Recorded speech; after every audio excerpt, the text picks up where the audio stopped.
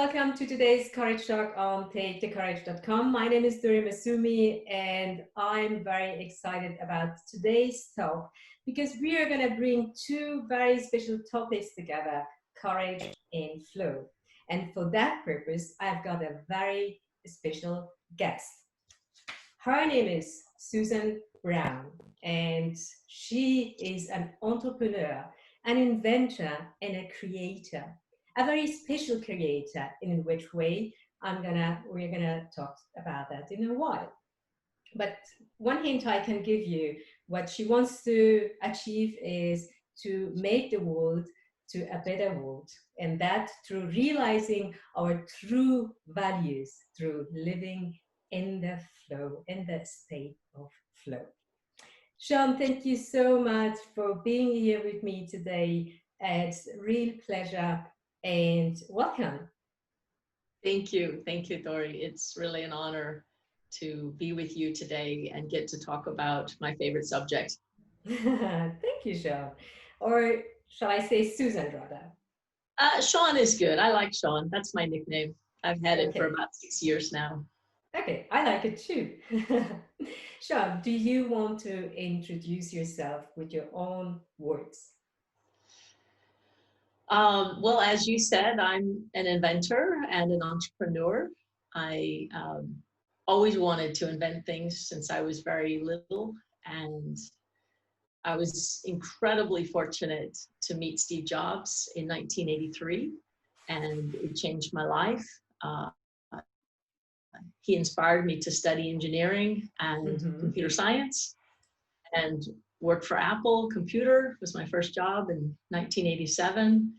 And I got to design Ethernet, the very standard for all computers to access the internet, which didn't even exist then publicly. But so that's sort of my beginnings. And since then, I just had this incredible desire to create solutions through technology that improve our lives and make us better people. And that's really why I love Apple Computer. And it was such a great start for me because there's so much empowerment in their products that help everyone to realize, you know, their talents in a more authentic way. And so that's always been sort of inside me. Oh, yes. And so I mean, I've spent 20 years in Silicon Valley designing, inventing, filing patents, starting companies over and over again. And, you know, and now I'm here in Switzerland. How did you start thinking about flow? And I know you have been into meditation and all these topics for a lot of years, many years. How did that start? How did it start? I think it started sort of accidentally. You know, some mornings I would just wake up really, really happy and peaceful and didn't know why. And of course, there's other mornings where I don't feel so good. In fact, might even feel like I woke up on the wrong side of the bed. And I can even remember one time where, like, it was right after a heartbreak, and I love trees, right? And I'm very sound sensitive. And, you know, if there was ever going to be a bad morning, it was going to be the next morning after hearing that this person that I wanted to be with did not want to continue a long distance relationship. And so I was heartbroken. I went to sleep, and the next morning I woke up to the sound of chainsaws cutting down the tree next door. So like if there's ever a reason to wake up feeling crappy, that would be it. Heartbroken, chainsaw massacre, trees being cut down, and the big thump of it landing on the ground, right? And yet I was like in bliss. I woke up feeling blissed out. And I'm like, how is this even possible that I could feel bliss with these conditions? Yeah. So I guess the best way to give you an example, that's my example of how I realized, my state of well-being doesn't actually depend on what's going on outside. Mm-hmm. It depends more on what's going on inside. It's inside And so you. things like that caused me to start meditating and get quiet, because I realized happiness can come for no reason, and it doesn't come from making it happen. Mm-hmm.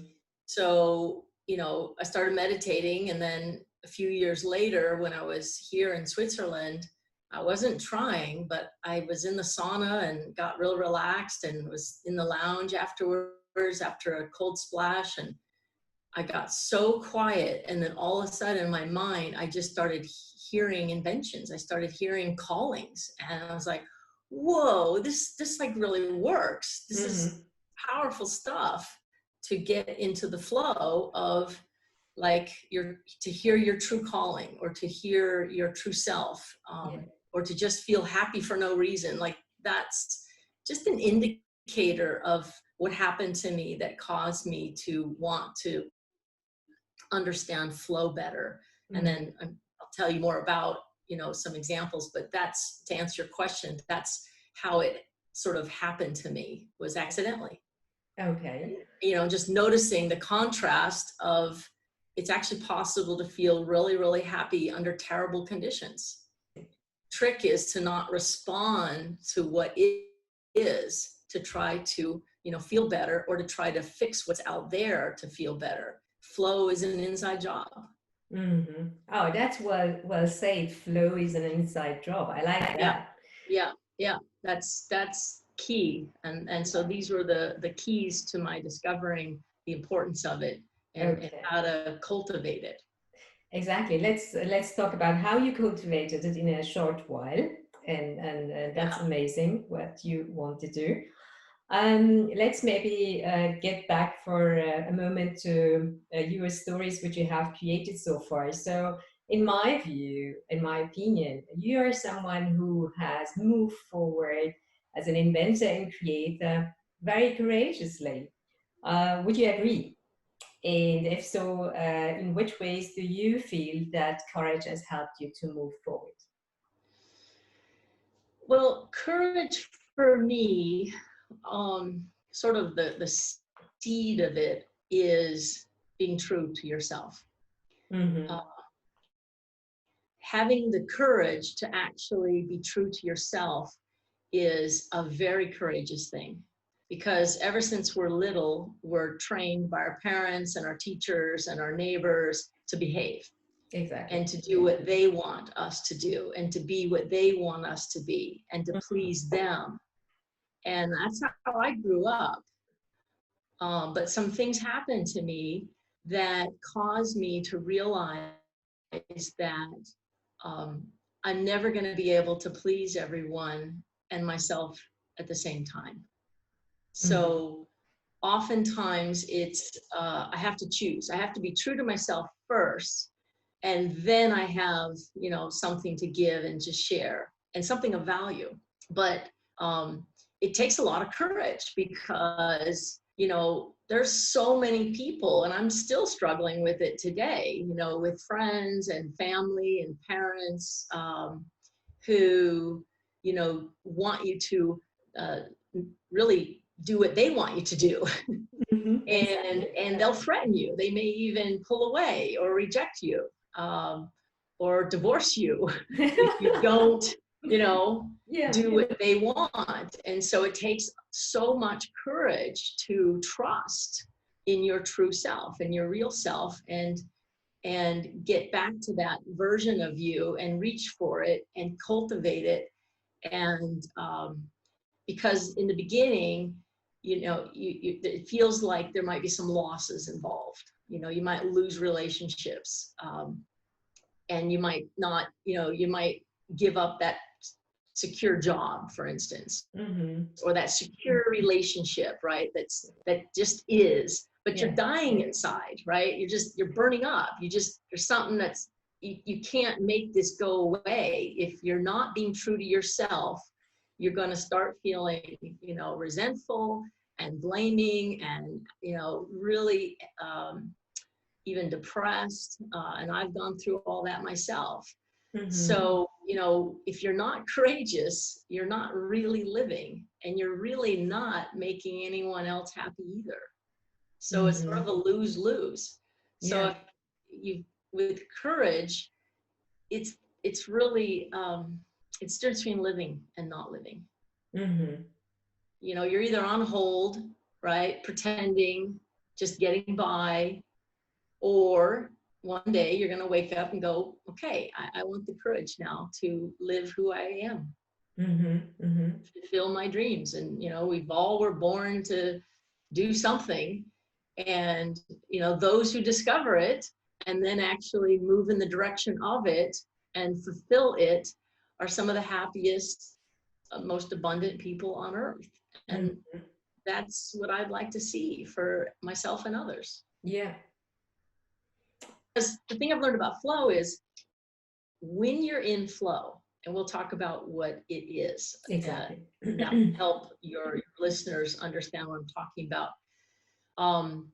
You have so much value, so much creativity. I mean, this is where musicians write their hit songs, right? Is in the flow. Yeah. It's where inventors get their inventions. It's where scientists get their breakthroughs, or athletes win matches and break records. It's this state of your best on fire. And so when you're in that state, you actually have also, you radiate a positive win-win, solution-oriented state of mind. And others can feel that.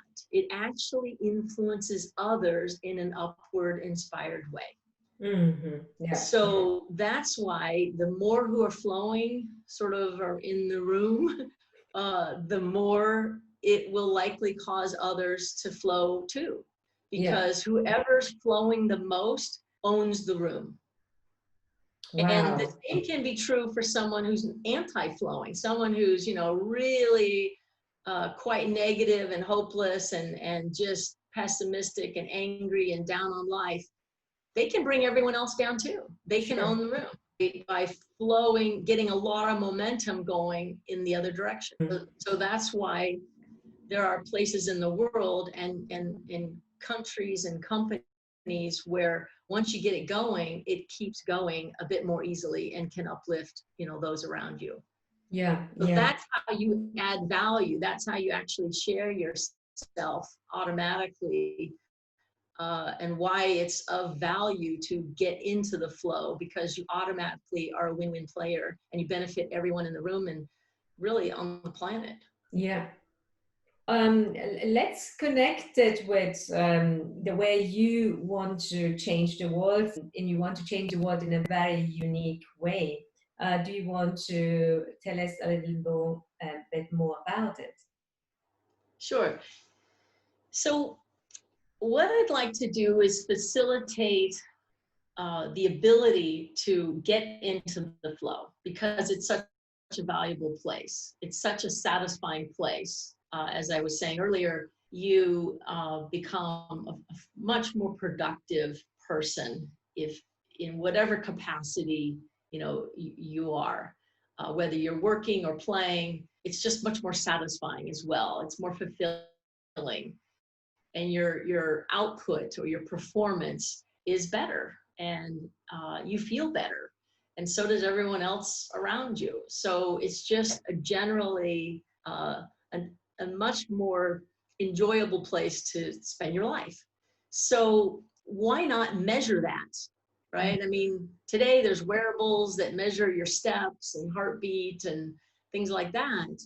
But I'm very interested in my performance. How am I performing?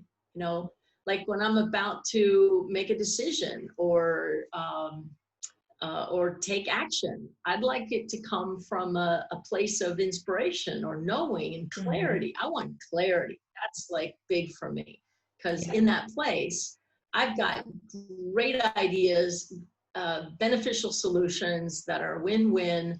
And so it's a subtle difference between flowing and not flowing, but the results are dramatic.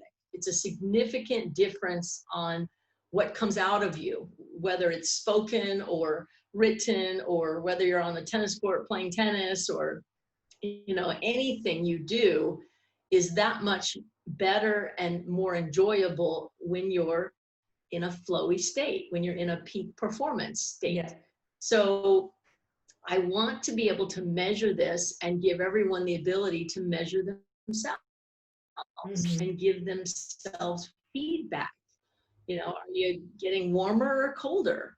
You know, is this like, you could ask yourself, if you're about to make a decision, does this decision really serve me? Is this really my highest good? And you know right away, like, that's not it. Yeah. Right. And so you could ask yourself the questions and, you know, get into the flow and receive the answers and know that they're really good answers. It's kind of like a quality control. Yeah. You could measure your own quality, right? But how should people do that? Well, for instance, if you're in an angry, grumpy, irritated mood, the quality of anything you do in that state is going to be lower and not as satisfying. Right? I mean, how often have you, you know, taken action from a place of irritation? You know, haste makes waste. It usually backfires. Yeah. So, you know, you want to be in a good place before you make any important decisions or take action. And it's the difference between, you know, discipline and motivation is very different from inspiration and flow. The results and your mileage will vary quite noticeably. And so when you flow and you're measuring it and you can tell that you're flowing and you can see the results, and you can go, wow, I did that when I was flowing and look what happened. I'm so much happier and so much more satisfied with my results, right? Okay. So it's just the difference of like changing your life and liking it versus not liking it. And right now most people don't know how to measure or even notice when they're flowing or not. Yeah. I mean, so many people have no clue how to even get there, how to stay there, how to cultivate it, how to, you know, make it last longer. And, you know, and so this is really valuable just to be able to know, am I headed in the right direction or not? You know, and if I'm not, you know, go for a swim or go for a run or go do something that gets you flowing again, right? And then take action. So that's my idea, is to be able to, you know, have a wearable device, a necklace, a watch, earrings, even shoes. Any wearable device could pick up and measure your state of allowing your true self, your peak self, the best version of you to actually flow or not. And you could train yourself on how to calibrate to your best self.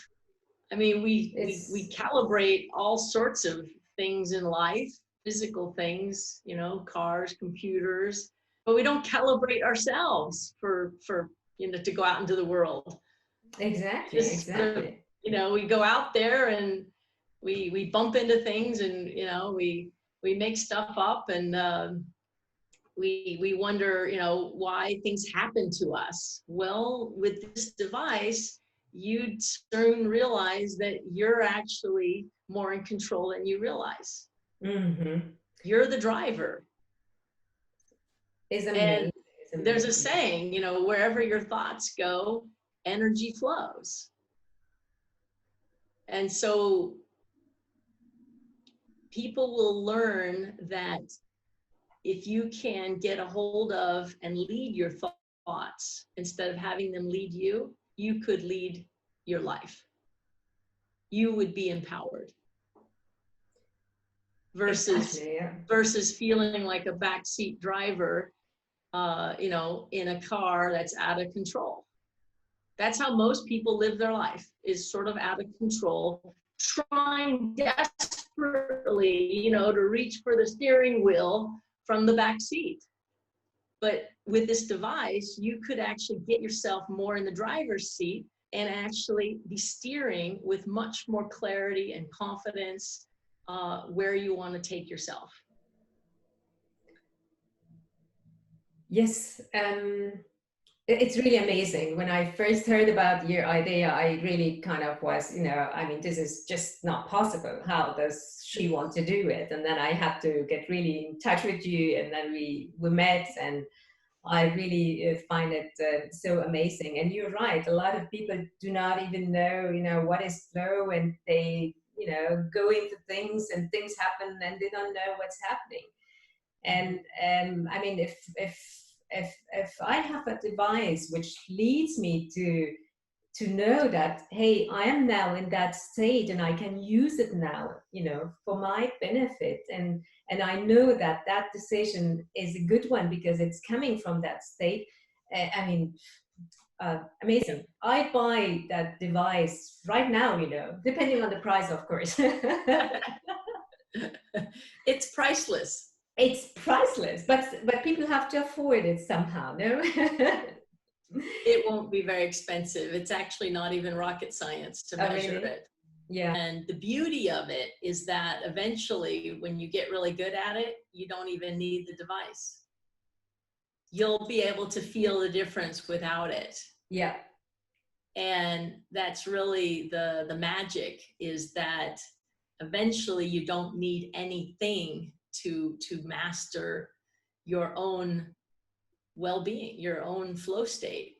You'll know yourself. In fact, what'll happen is once you get the hang of it, it will feel so bad when you're off that you won't be able to stand it. Yeah. And then you'll do whatever it takes to get back, because it's such a rewarding place to be.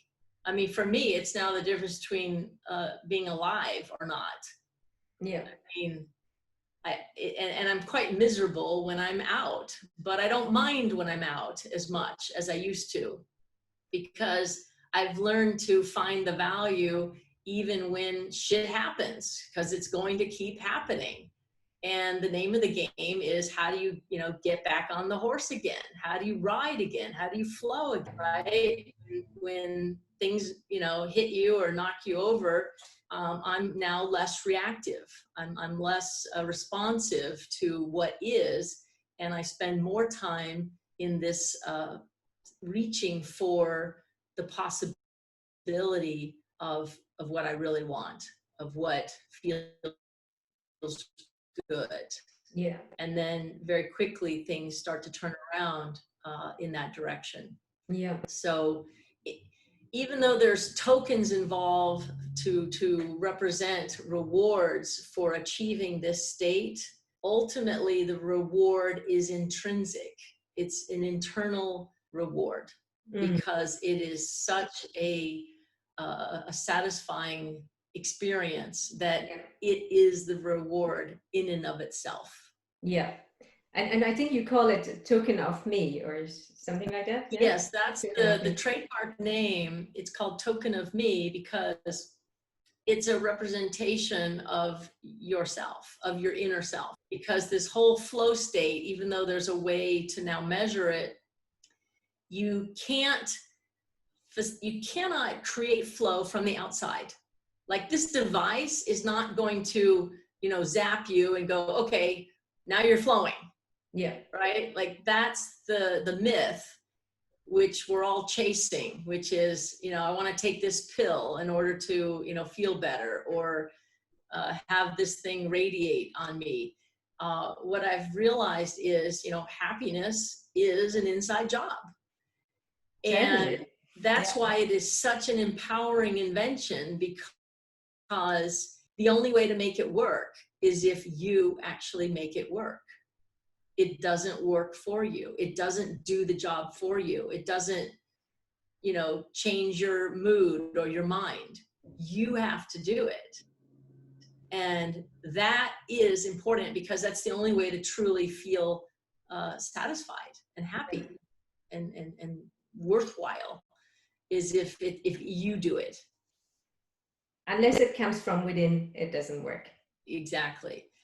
One way to make it work is, and it's one of the things that I am measuring, is when you've heard the saying, be true to your heart, or, speak from your heart. Well, there's a lot of truth in that. When you can really resonate with that which you think of is heart-based, or, kindness and caring and appreciation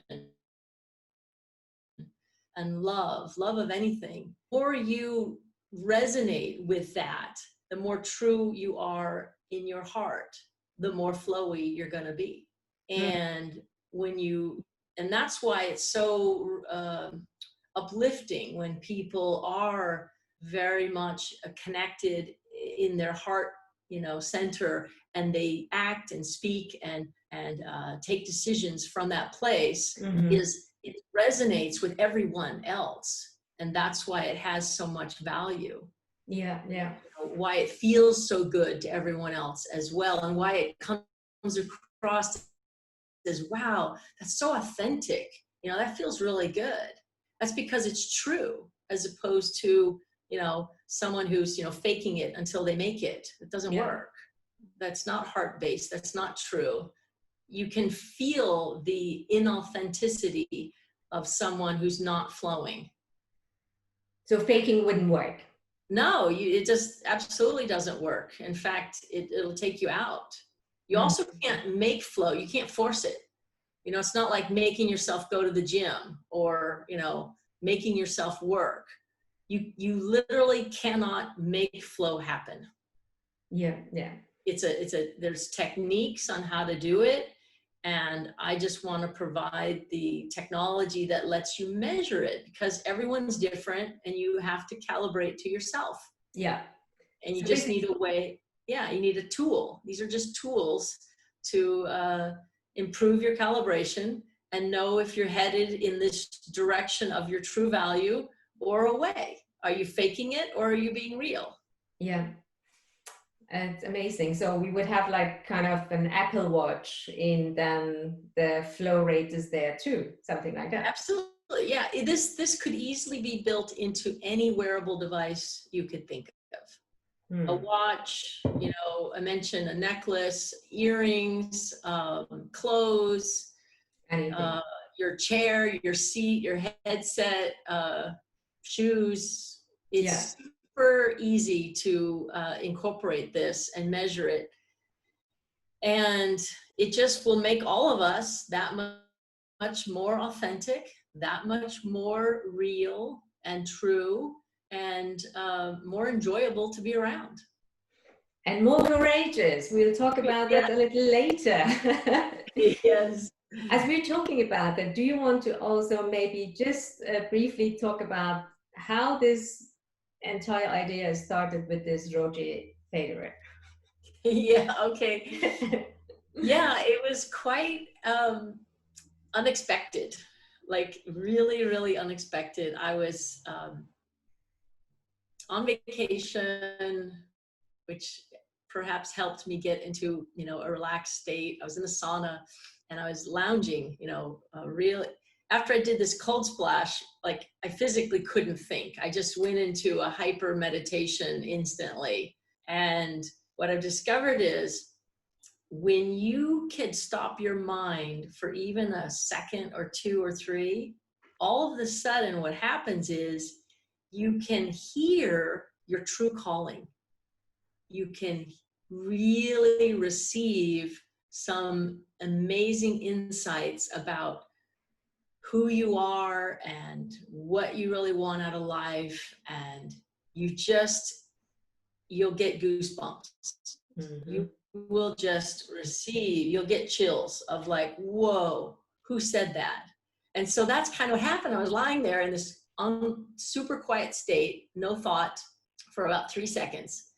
And very clearly, I heard loudly the message or a calling, Roger that. And it kept repeating itself, Roger that, Roger that. I'm like, mean, my first thought was, what is it's that? sort of like, yeah, I mean, it got my attention because I'm like, who's saying this? Roger. Who's thinking this? Like, I don't even know what this means. Right? So I thought, this is really weird. I'm not thinking this, but yet I am. You know, I don't know how I got this. So I had to look it up. And it turns out that it's an acronym. And the Roger means received, order, given, expect results. Roger that. It's a very affirmative way of saying, I heard you, now you can expect results. It's consider it done. Yeah. And pilots say this all the time because they have such a short window in which to speak when they're flying and landing. And so that's where it came from. Roger that, right? And I was like, well, what? Okay, so if I receive this message, and now I have at least a clue as to what it means, I still then didn't have the answer. What order did I give? And what results should I expect? Yeah. Right? Because that was the clue. And as soon as I asked the question, I was in a flowy state when I asked the question so I could receive the answer. And that's, again, another reason why flow is so valuable. You really can, you get clarity, like crystal clear ideas. And I immediately realized that it had to do with, no surprise, with the name Roger Federer. Yeah. Because there was a split second where he inspired me so profoundly, similar to the way Steve Jobs inspired me many, many years ago. I was watching Roger win the Australian Open many years ago, and like he does often when he's receiving the trophy, and he starts to thank everyone. You know, he thanked Chilik and his team, and of course the fans and Rod Laver. And then when he turned to his team, he got all choked up and said, "Oh, I love you." You know, he was just in this extreme state of flow, of worthiness, of love and appreciation. And it even choked him up because the vibration of his worthiness and his appreciation was so high that even, you know, anything not vibrating at that high frequency sort of had to leave his body, and out came the tears. It's like tears of joy.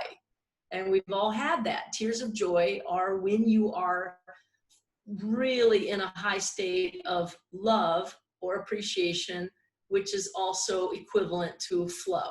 In that moment, Dory, I said to myself spontaneously, oh, I want to bottle that up. If I could bottle that up, whatever he's doing right now, that's it. That's what we all want. We all want to feel what he's feeling right in that moment and flooding to the world. Because it was worldwide, everyone's watching, you could hardly not cry with him. He literally, single-handedly, in 1 second, uplifted the whole freaking world. Amazing. So the power of flow, I'm not kidding, it's like 1,000,000 to 1. You are like 1,000,000 times more valuable or powerful or influential, and it's for good.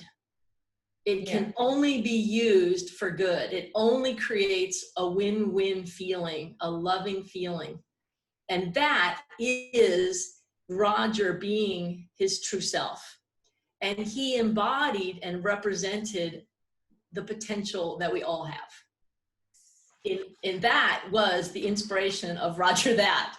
Because then when I realized that that was what it was I was supposed to bottle up, I'm like, but I still then had to figure out, it took me a few weeks. I meditated for 3 weeks, you know, every day, asking the question, okay, so how do I do that? How would I bottle that up? This like state that I saw this amazing person be in.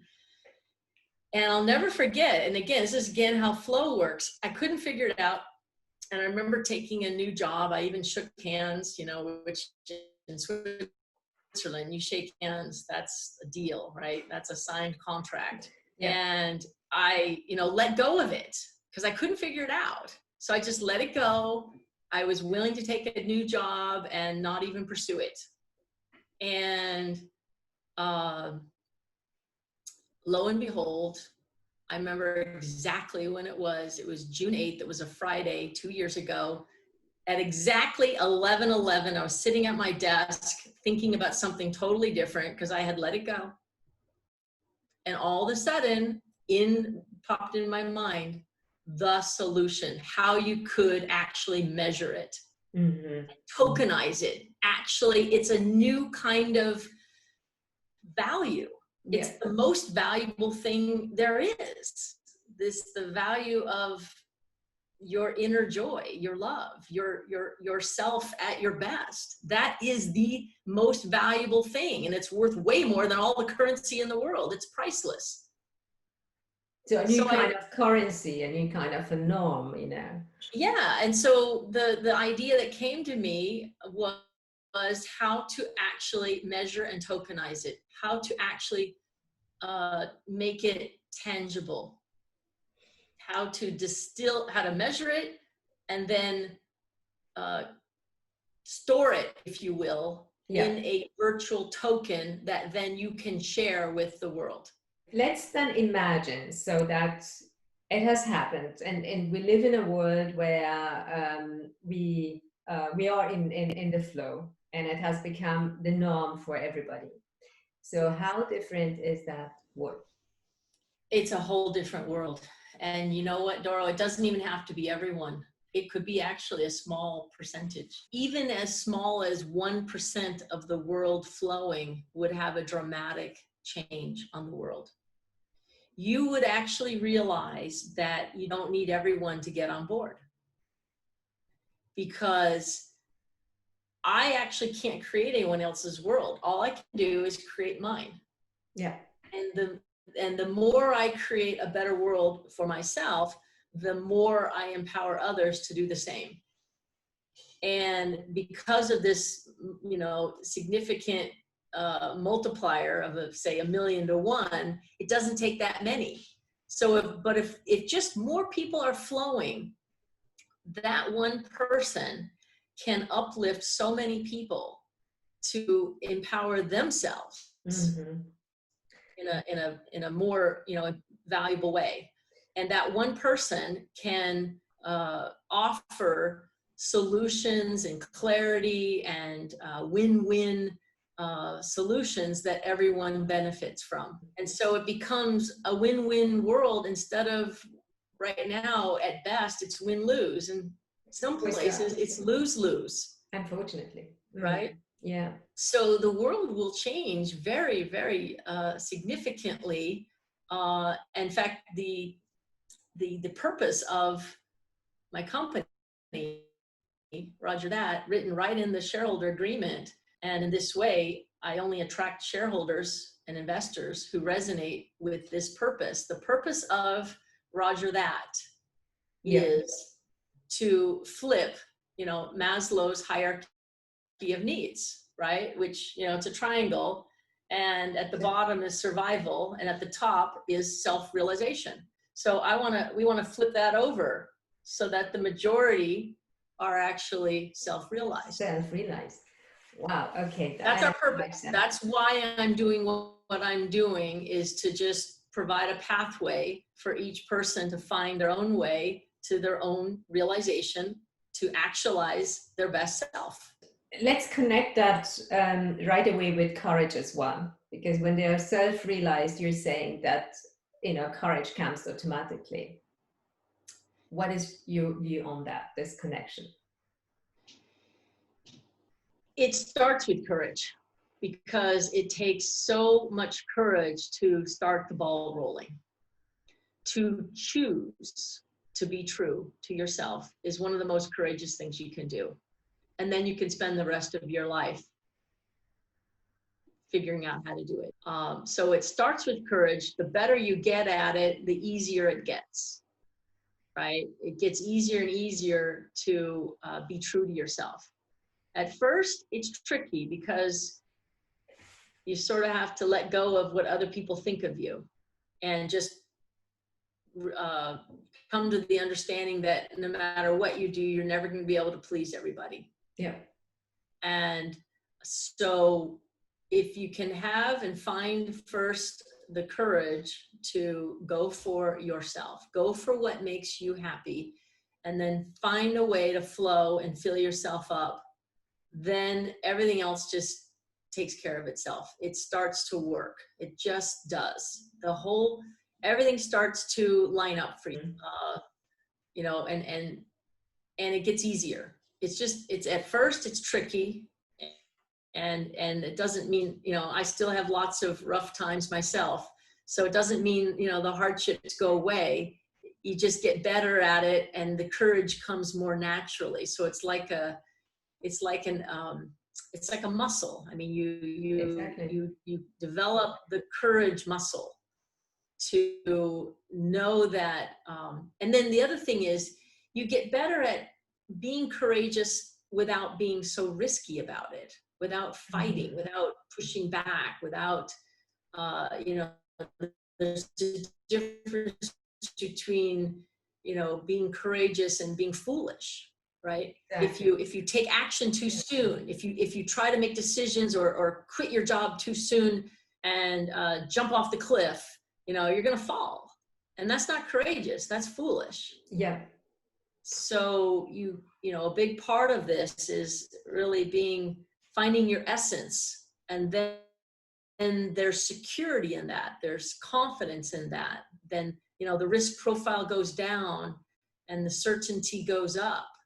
But without knowing, if you're in the flow state, you're sort of flapping in the wind. You don't know, you know, it feels risky, you're scared, you're worried. Well, then it's not the time to do it. Either make the decision or do it. Yeah. You know, I don't believe in facing your fears, right? And that's just asking for more, and that will backfire. And so it's really not it's not like a switch you flip either.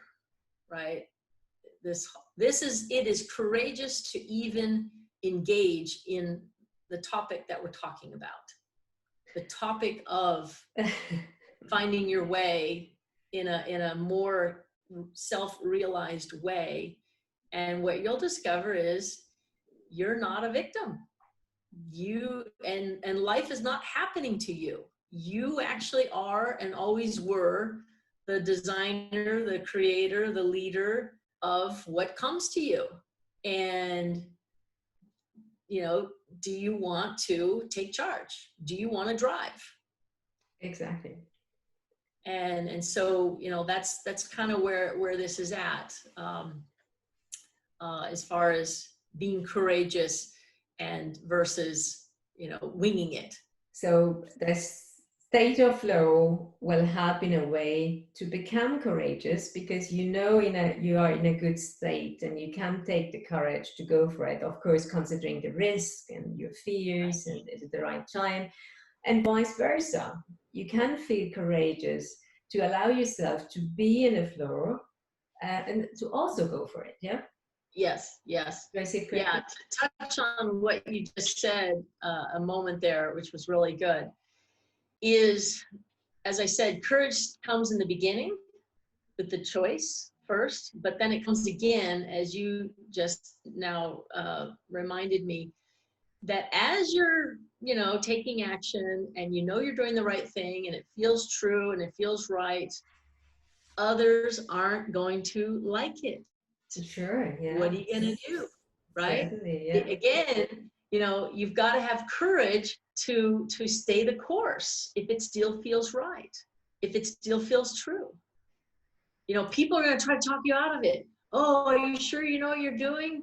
You know, I mean, that looks awfully risky. Why don't you keep that safe job or stay in that safe relationship? Exactly. or, you know, don't move, don't change anything, right? It's so courageous to keep moving in the direction of what you believe is your true north, and to tune out everyone else's opinions or fears, because, or let's say they got used to you giving your attention to them. They're not going to like it if you go pursue your dreams Yeah. and your passions, because they might actually feel jealous or you know, angry at themselves because they're not doing it. So you can't look to other people for reassurance or for validation, and that takes courage, a lot of courage. Yeah. The courage to keep moving forward despite all, That's whatever right. it is. Yeah. Especially if other people don't like it, right? You've got to know yourself and then tell them, you know, you love them and that you something you need to do. Sure, there will be always those who do not like it, but there will be always those who will support you and feel with you. And then, you know, it's important to get those on board, be it in our private life or in our career life, you know, in our work. Yeah, they'll come naturally. Mm-hmm. When we had our first conversation, you mentioned that, you know, there is a difference between an empowering courage for you and disempowering courage. And the flow state will kind of help us to go automatically towards empowering courage. What is the difference between the two poles for you? Okay. So I can feel the difference when I am feeling genuinely empowered, as compared to what feels a bit like a fake power. Or the difference is when I'm trying to be powerful, right, and empowered, but I'm doing it in a disempowered way. What it often looks like is I'm trying to control the conditions. I'm trying to control other people. I'm trying to control circumstances. I'm trying to manipulate or force it or make it or push it or motivate. I'm trying too hard. That's might look empowering, but it's actually disempowering. And I know this very well because I spent most of my life trying to make things happen. And I'm sort of an overachiever, right? And what I've realized now in my wiser days is that even my suffering, right? Even my hardships, I think I'm making it harder because I'm falsely fooling myself into thinking, but I'm adding value. I'm working hard. No pain, no gain, right? I must be, you know, worthy now because I'm. Look at all this hard work. Look at how much I'm suffering, and you know what I've gone through to make this happen. And those are just ways that we prove ourselves or prove our worth. Yeah. But I've since discovered that that's all the hard way, and that's disempowering. The true version of me and the true version of you and everyone who happens to watch this video, the truth is I'm already valuable. I'm already empowered. Yeah. And if I could just trust that and find a way to trust that and align with that and resonate with that, however I get there, if I just first hook up to my real power, my true self, and listen, all the solutions will flow. I will have knowing. I don't even have to think it. I don't even have to solve it. I just get it. The inventions just pop into my head. the wisdom, the ideas, the answers, the brilliance, the breakthroughs, the courage, love, the courage. It's like it's there. Yeah, then let's connect that with what is happening in the world of work, the new work, the entire transformation we're coming, we're seeing and watching coming towards us. A lot is happening. So how is your view on that, and in which ways is it going to be a different world of work in the future? I love this question because I have so many visions on how things are changing for better going forward in the workplace. Let's start with a person who flows a lot, okay? A very flowy person will need an environment that supports that, or he or she will leave. That's like number one. And a very flowy person, and I've had the great privilege to work with many very flowy, creative people.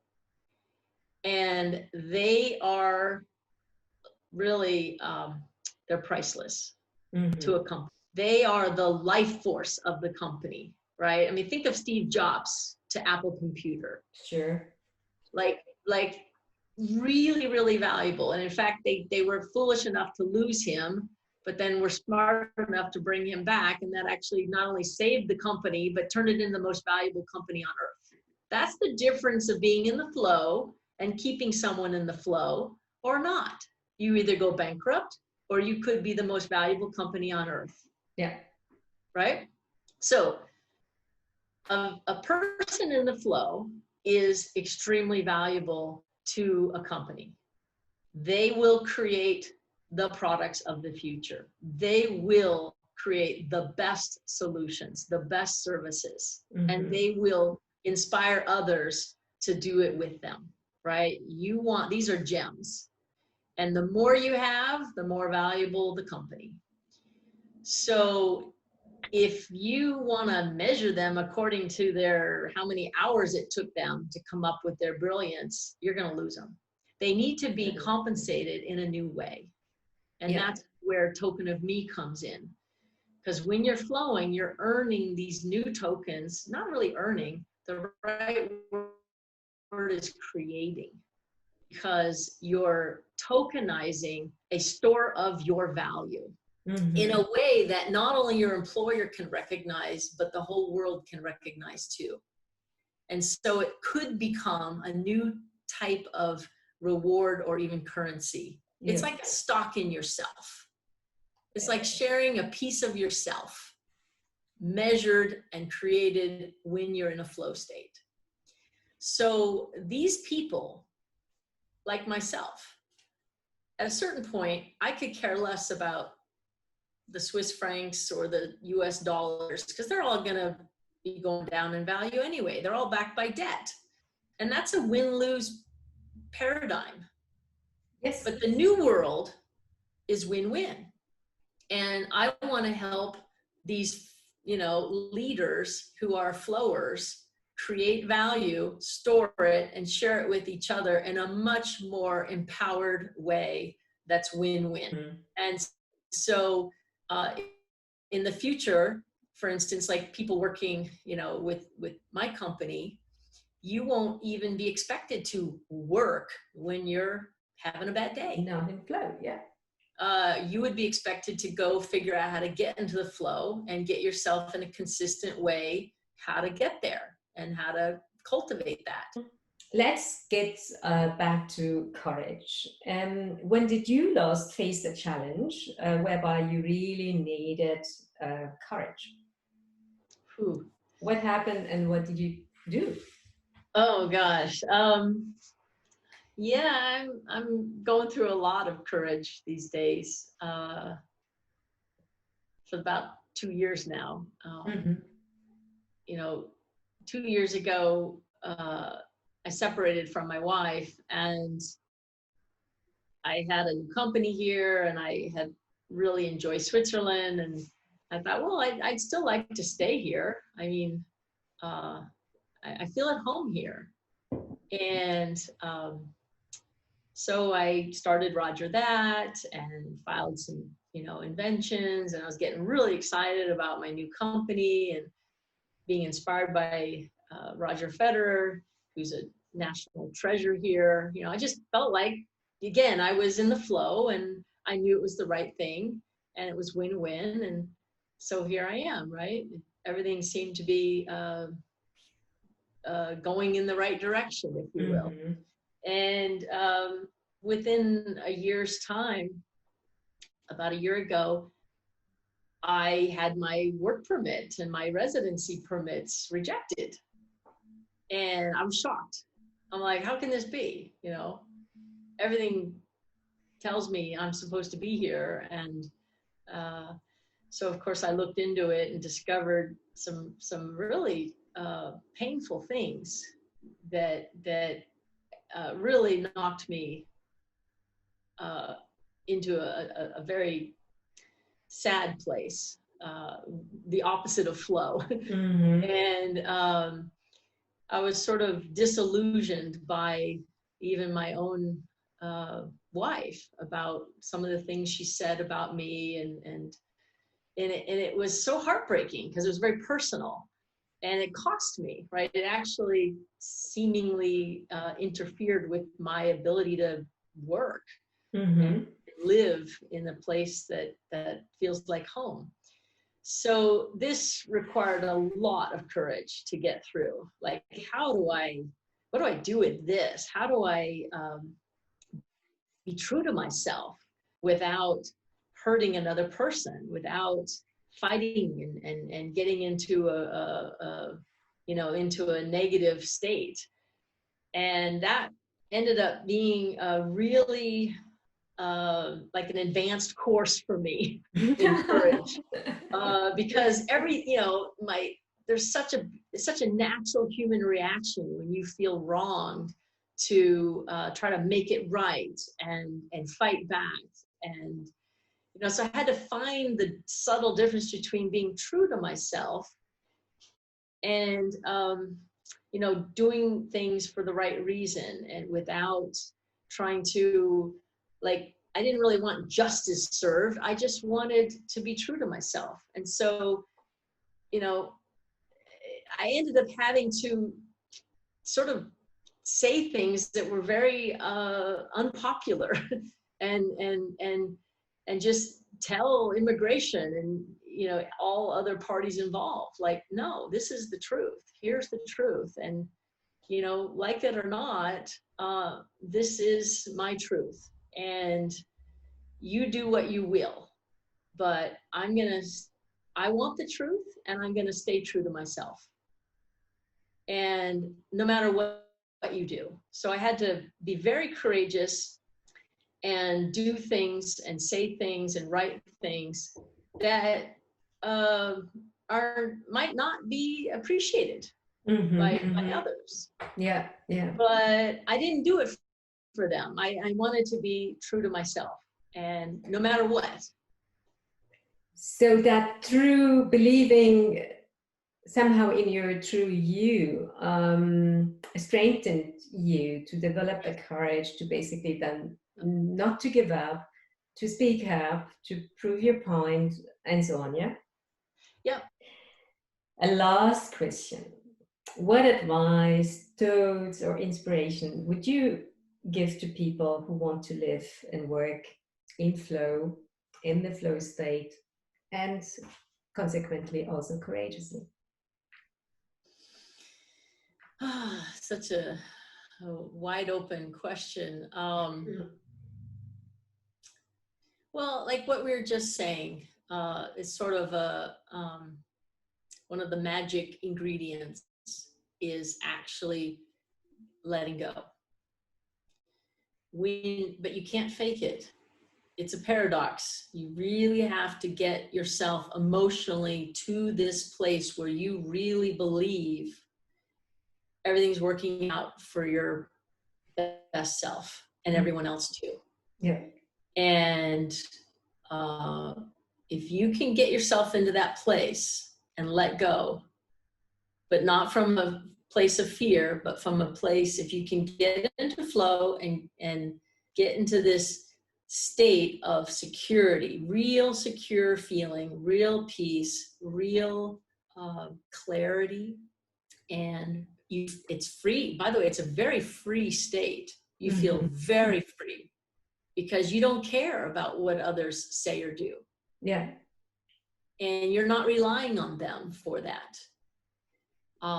If you can get yourself into that place, and soon, and this is not just me, there's lots of people in the world working on how to help everyone cultivate this valuable state of mind and heart. It's a heart-centered place.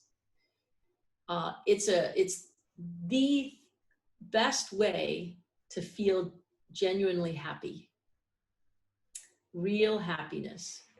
Well, what is though, what could be the one thing which could take a lot of people one step further towards this everything we talked today about, be it flow or knowing yourself? Well, what could be the one practical thing everybody could do daily? Well, I'll give you two things, because the one thing I'm going to say won't sound all that exciting to most people, but it actually is the most effective. And that's meditate. If you could just learn to meditate even for 5 minutes, knowing that it might only be for a few seconds that you're actually quiet, because most people would rather have negative emotion and negative thoughts than no thoughts. But if you could cultivate a state of no thought for even a few seconds, it could change your life. Yeah. So meditation. So just, there's all sorts of apps now for meditation. Everyone's different. You can try whatever works. Guided is fine. Quiet, depending on who you are. Because it's hard at first, right? To quiet your thoughts. It's very tricky at first. But what I've discovered, even for myself and in others, when you start doing this, the results are actually quite quick. Like, it doesn't take months or even weeks. In a matter of days, you will actually notice something's changed. But it sounds boring, right? Who wants to meditate, right? More and more people. Okay, so that's the first thing. And the second is, especially if that is not possible or you can't get yourself to do it, the next best thing you can do is to intentionally focus on anything that elicits a feeling of appreciation. Look for anything to appreciate. I don't care if it's the sun rising, the water flowing, the petting of the cat or the dog, or the flower outside the window, or the bumblebee, or the drink of water, how the taste of, how it's refreshing it is. Anything, preferably in nature, because nature is by its nature in alignment with its true self. That's why it feels so good to go for a walk, in nature, or go swimming or something in a lake or a river. If you can get yourself into nature and just take it in. And of course, your mind is going to be going all over, but just keep bringing it back. Really take in the leaves, really take in the pathway, the trunk, the life force buzzing around. That is like a walking meditation. And if you can get yourself somehow in a state of appreciation, because what happens is that will then beget more thoughts along the same pathway. You will then start to think more satisfying thoughts that feel good. You'll start to actually see the good in people. Yeah. You'll start to remember what you liked about that person instead of disliked. That's why it's so powerful to start to practice with looking for good things, looking for positive aspects. You're training your mind. And then that will bring more thoughts like it. Wherever thoughts go, energy flows. Oh, beautiful. I think that that's just the right last sentence, probably, to sum up. There has been so much valuable information in this talk. I'll have to go through it many times and appreciate it and digest it.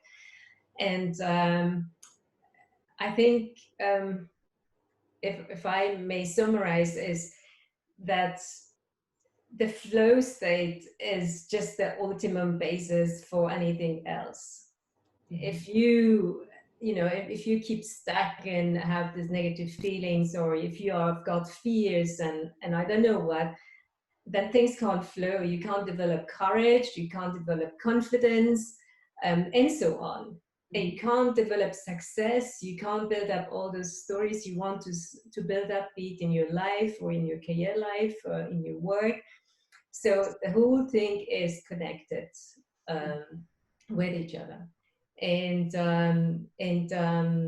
yeah, and you are the one who wants to in a way give the world at least some kind of structure, to be reminded that there is also another world that we can. Yeah, very well summarized, Dory. Very nicely done. Yeah, I just like to provide the tools, right? The tools for each person to discover their true nature and their true power. Cool. Love it. Thank you so much. Much appreciated. If people wanted to know more about your work, what, the progress of your project, or they may want to connect to you, how would they do that? You can always find me at rogerthat.world. We have sort of a placeholder website, nothing fancy, since we're still operating in secret mode. But it is time now to start getting the word out, and or they could write to me, find me at LinkedIn under, Susan Brown or Sean, I go by, or just send me an email, Sean at rogerthat.world. And there's some videos out there where I describe, some YouTube videos, the inspiration for this, and give some examples of it as well. Yeah. And that helps to convey the vision, to see if it, resonates. And what I've learned is, like you, the ones who resonate for it are ready to receive it, and then you reach out to me. And I don't go looking for anyone who's not ready. Or if it doesn't turn you on, then it's nothing for you. Yeah. Then it's not a match. Yeah. And that's what I'm okay with that, because that person's off to something else. So for those who are ready and interested, they'll find it, and who knows what'll happen next. A lot. I'm sure there's going to be happening a lot, and I'm really looking forward to seeing this whole thing developing, and then having that, whatever it is, device on me, and maybe I'm your first user whenever. So I really look forward to that. So great. Thank you so much, and let's be in touch. Oh, thank you so much. I really enjoyed this. I enjoyed it too. So good to me. Thank you. Thank you. All the best.